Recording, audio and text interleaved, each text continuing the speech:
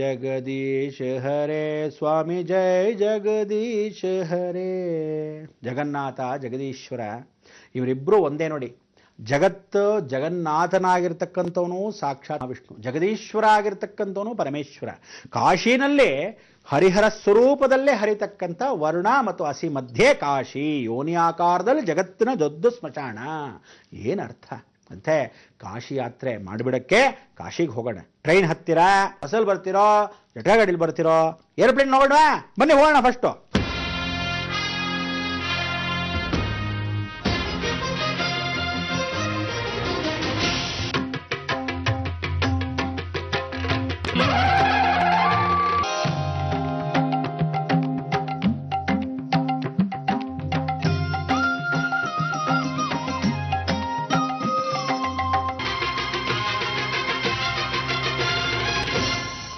ಇವತ್ತಿನ ಕಾಶಿ ಯಾತ್ರೆಯಲ್ಲಿ ಒಂದು ವಿಚಾರ ತಿಳಿಸಕ್ಕೆ ಮೊದಲು ನಿಮ್ಮೆಲ್ಲರಿಗೂ ಜ್ಞಾಪಿಸ್ತಾ ಇರೋದು ಪ್ರಳಯರುದ್ರ ಶನೇಶ್ಚರ ಮಹಾಯಾಗ. ಮಹಾ ಸರಸ್ವತಿ ಸೌಂದರ್ಯವಾಗಿ ಭೂಲೋಕ ಕೇಳಿದ್ಬಿಟ್ಲು. ಛಾಯಾದೇವಿ ಛಾಯಾ ಮಾರ್ತಾಂಡ ಸಂಭೂತಂ ತಂ ನಮಾಮಿ ಶನೇಶ್ಚರಂ. ಗ್ರಹಣ ಕಳಿತು, ಚಂದ್ರಗ್ರಹಣ, ಕೇತು ಜಯಂತಿ ಆಯಿತು, ಬಹಳ ಸಂತೋಷ. ಹೀಗೆ ಬುಧ ವಕ್ರ ತ್ಯಾಗ ಮಾಡ್ದ. ಅದಾದ ಮೇಲೆ ಗುರು ವಕ್ರ ತ್ಯಾಗನೂ ಮಾಡಿಬಿಟ್ಟ. ಇನ್ನೇನು ಹೊಸ ವರ್ಷಕ್ಕೆ ಕಾಲಿಟ್ಟಿದ್ದೀರಾ ಅಂತ ನಿಮ್ಮ ನಂಬಿಕೆ. ನಮಗೆ ಖಂಡಿತ ಪಾಶ್ಚಿಮ ದೇಶಕ್ಕಿಂತ ಉಗಾದಿ ಹಬ್ಬದ್ದೇ ನಂಬಿಕೆ. ಶಿವರಾತ್ರಿ ಹತ್ರ ಬಂತು, ಮೊದಲು ಸಂಕ್ರಾಂತಿ ಬರುತ್ತೆ.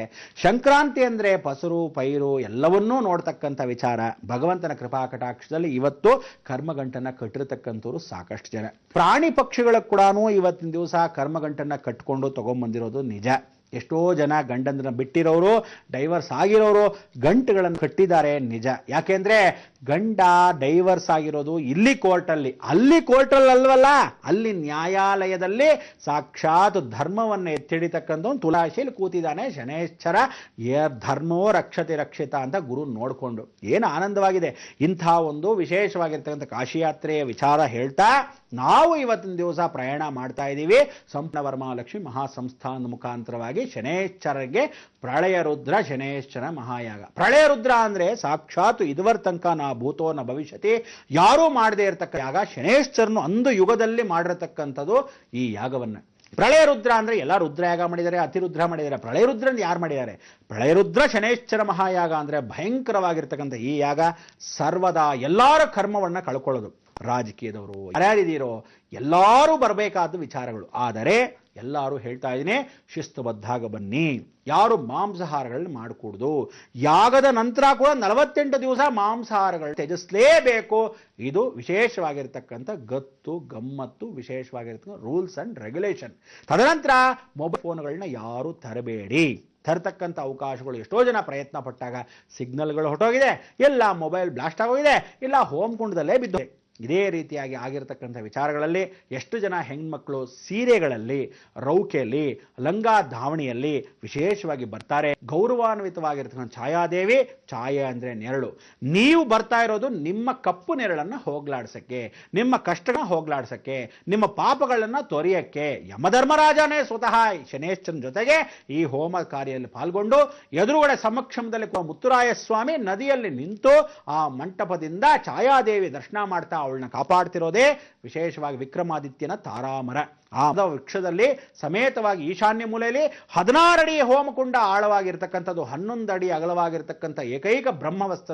ಆ ಬ್ರಹ್ಮನೇ ಸ್ವತಃ ಕೂತ್ಕೊಂಡು ಯಜ್ಞೇಶ್ವರನ ಹವಿಸ್ಸನ್ನು ಕೊಡ್ತಾನಂತೆ. ಆ ಅಗ್ನಿಯಲ್ಲಿ ನೀವು ನಿಮ್ಮ ಕರ್ಮಗಂಟುಗಳನ್ನು ಹಾಕಕ್ಕೆ ತಂದಾಗ ನಾವು ಸ್ವತಃ ಅಲ್ಲೇ ಕೂತ್ಕೊಂಡು, ಎಷ್ಟು ಜನ ಊರಿಂದ ಬೇರೆ ವಿದೇಶದಿಂದ ಬರಕ್ಕಾಗದಿದ್ದವರು ನಿಮ್ಮ ಮಕ್ಕಳ ಕೈಯಲ್ಲೋ, ಹೆಂಡತಿರ ಕೈಯಲ್ಲೋ, ತಾಯಿಂದ್ರ ಕೈಯಲ್ಲೋ, ತಂದೆ ತಾಯಿಂದ್ರ ಕೈಯಲ್ಲೋ ನೀವು ಕಳಿಸ್ಬಿಟ್ರೆ ಬಂದು ತಲುಪತ್ತೆ. ಸಮಯಕ್ಕೆ ರಸೀದಿ ಹಾಕ್ಕೊಂಡು ಅಲ್ಲಿ ಹೋಮದ ಕುಂಡಕ್ಕೆ ಹಾಕಬೇಕಾದ್ರೆ ನಾವು ಸ್ವತಃ ಅಲ್ಲೇ ಕೂದಿರ್ತೀವಿ.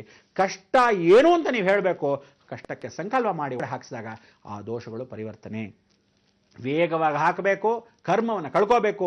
ಹಾಗೇ ದರ್ಶನ ಮಾಡಿ ಮಹಾಗಣಪತಿ ಹೋಗಿ ನಿರ್ವಿಘ್ನಂ ಕುರುಮೇ ದೇವ ಸರ್ವಕಾರ್ಯೇಷು ಸರ್ವದಾ ಅಂತ ನಮಸ್ಕಾರ ಮಾಡಿ ಶನೇಶ್ವರನಿಗೆ ಶರಣು. ಭಗವಂತ ಇದುವರ ತನಕ ಶನೇಶ್ವರನ ದೇವಸ್ಥಾನ ಹೋಗ್ಬೇಡ ಅಂತ ಗುರುಗಳು ಹೇಳಿದ್ರು, ನೀನೇ ಸ್ವತಃ ಮಾಡ್ತಿರೋ ಈ ಯಾಗಕ್ಕೆ ನಾವೆಲ್ಲ ಪಾಲ್ಗೊಂಡಿದ್ದೀವಿ ಅಂದ್ರೆ ಜನ್ಮ ಜನ್ಮದ ಅನುಬಂಧ, ಜನ್ಮ ಜನ್ಮದ ಋಣಾನುಬಂಧ ಇದ್ರೇನೆ ಶನೇಶ ಮಾಡತಕ್ಕಂಥ ಈ ಯಾಗಕ್ಕೆ ಸ್ವತಃ ಅವನೇ ನಿಂತಿರ್ತಾನೆ, ವಿರಾಜಮಾನವಾಗಿ ಕೂತಿರ್ತಾನೆ. ನಮಗೆ ಕಣ್ಣು ಕಾಣಲ್ಲ, ಆ ಕರ್ಮಗಳೆಲ್ಲ ಅಂತ ಸ್ವೀಕರಿಸ್ತಾನೆ. ನಿಮ್ಮ ಕಷ್ಟಗಳನ್ನೆಲ್ಲ ಹೋಗ್ಲಾಡಿಸ್ತಾನೆ. ಎಲ್ಲ ಅಲ್ಲಿ ಕೂತು ಆ ಕಷ್ಟಗಳನ್ನ ಎಳ್ಕೊಂಡು ಅವನು ಪ್ರಳಯರುದ್ರನಿಗೆ ಕೊಟ್ಟು ನಿಮ್ಮ ಕೈಯಲ್ಲಿ ಈಶ್ವರನಿಗೆ ಅಭಿಷೇಕ ಮಾಡಿ ಛಾಯಾದೇವಿಗೆ ವಿಶೇಷವಾಗಿ ಮಡ್ಲಕ್ಕಿನ ತುಂಬದ ಅನುಗ್ರಹ ಸಿದ್ಧಿಯಾಗತ್ತೆ. ಸತ್ಯ ಸತ್ಯ ಸತ್ಯ.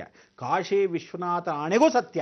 ಅದಕ್ಕೆ ನೀವುಗಳು ವಿಶೇಷವಾಗಿ ಕಾಶಿ ಯಾತ್ರೆಯಲ್ಲಿ ಈ ಒಂದು ಜ್ಞಾಪಕ ಶಕ್ತಿಯನ್ನ, ವಿಶೇಷವಾಗಿ ಜ್ಞಾನಶಕ್ತಿ ಬುದ್ಧಿಶಕ್ತಿ ಅಂತೀವಲ್ಲ, ನಾನು ವಿಶೇಷವಾಗಿ ನಿಮ್ಮೆಲ್ಲರ ಕಷ್ಟಗಳನ್ನು ಹೋಗ್ಲಾಡಿಸಕ್ಕೆ ಏಕೈಕ ಮಾರ್ಗ ಧರ್ಮ ಮಾರ್ಗ. ಕೈಕಾಲು ಇಲ್ದಿದ್ದವನು, ಎಷ್ಟೋ ಜನ ಗಂಡಂದ್ರ ಹೆಂಡತಿರು ಬಿಟ್ಟಿರೋನು, ಡೈವರ್ಸ್ಗಳು ಬೇಕಾಷ್ಟು ಆಗಿರೋದು, ಮಕ್ಕಳು ಎಲ್ಲರೂ ಕೆಲಸ ಕಾರ್ಯ ಇದ್ದವರು, ಎಷ್ಟೋ ಜನ ತಾಯಿ ತಂದೆಯಿಂದ ದೂರ ಇರತಕ್ಕಂಥವ್ರು, ಹಾಸ್ಟೆಲಲ್ಲಿ ವನವಾಸ ಅನುಭವಿಸ್ತಾ ಇರೋದು, ಹೆಂಡತಿ ದೂರದಲ್ಲೆಲ್ಲೋ ಕೆಲಸ, ಗಂಡನಿಗೆ ಎಲ್ಲೋ ಕೆಲಸ, ಮಕ್ಕಳು ಇದ್ದವರು, ಇಷ್ಟೂ ಜನಕ್ಕೆ ಎಲ್ಲಾ ರೀತಿಯಾದ ಕಾಯಿಲೆ ಕಸಾಲೆಗಳು ಇರ್ತಕ್ಕಂಥವ್ರು, ಎಲ್ಲರೂ ಶನಿ ದೋಷದಿಂದ ನರಳತಕ್ಕಂಥವ್ರೆ. ಇದುವರ ತನಕ ನಿಜವಾಗ್ಲೂ ಶನಿ ದೋಷಗಳನ್ನು ಕಳ್ಳಕ್ಕೆ ಏಕೈಕ ಧರ್ಮ ಮಾರ್ಗ ಇಡೀ ಜಗತ್ತಲ್ಲಿ ಛಾಯಾದೇವಿ ಕ್ಷೇತ್ರ, ಕೊಮ್ಮಘಟ್ಟ, ಕೆಂಗೇರಿ ಉಪನಗರದಿಂದ ತಾವರೆಕೆರೆಗೆ ಹೋಗೋ ಮಧ್ಯ ದಾರಿಯಲ್ಲಿ, ವಿಶೇಷವಾಗಿ ಸೂಳಿಕೆರೆ ಗ್ರಾಮದಲ್ಲಿ ಅಂತ ಒಂದು ಜಾಗದಲ್ಲಿ ಈ ಒಂದು ಯಜ್ಞ ಕಾರ್ಯ. ಎಲ್ಲರೂ ಬಂದು ಅವತ್ತಿನ ದಿವಸ ಉಪವಾಸ, 20ನೇ ತಾರೀಕು ಇಟ್ಕೊಳ್ಳಿ. ಉಪವಾಸದ ನಂತರ ನೀವು ವನವಾಸವಲ್ಲ, ಶಿವನಿಗೆ ಅಭಿಷೇಕ, ತದನಂತರ ಪ್ರಳಯ ರುದ್ರನಿಗೆ ರುದ್ರ ಹೋಮವನ್ನು ಮಾಡಿ ನಮಸ್ಕರಿಸಿ, ಭಗವಂತ ಇನ್ನು ಹೋಗಿ ಬರ್ತೀವಿ, ಎಲ್ಲಾ ಕಷ್ಟಗಳು ನಿನಗೆ ಒಪ್ಪಿಸ್ಬಿಟ್ಟಿದ್ದೀವಿ, ಇನ್ನೇನಿದ್ರು ಸುಖದಿಂದ ಜೀವನ, ಆ ಸುಖಕ್ಕೆ ನಾವು ಏಕೋ ಕಾಶಿ ವಿಶ್ವನಾಥನ ಕ್ಷಮುಕ್ಷದಲ್ಲಿ ಕಾಶಿನಲ್ಲಿ ಇವತ್ತು ನಾವು ನಿಂತಿದ್ದೀವಿ ಅಂತ ಸ್ಮರಣೆ ಮಾಡ್ತಾ ಏನ್ ಹೇಳಬೇಕು, ಲೋಕ ಸಮಸ್ತ ಸುಖಿನೋ ಭವ, ಸನ್ಮಂಗಳ ಅನ್ನೋದು.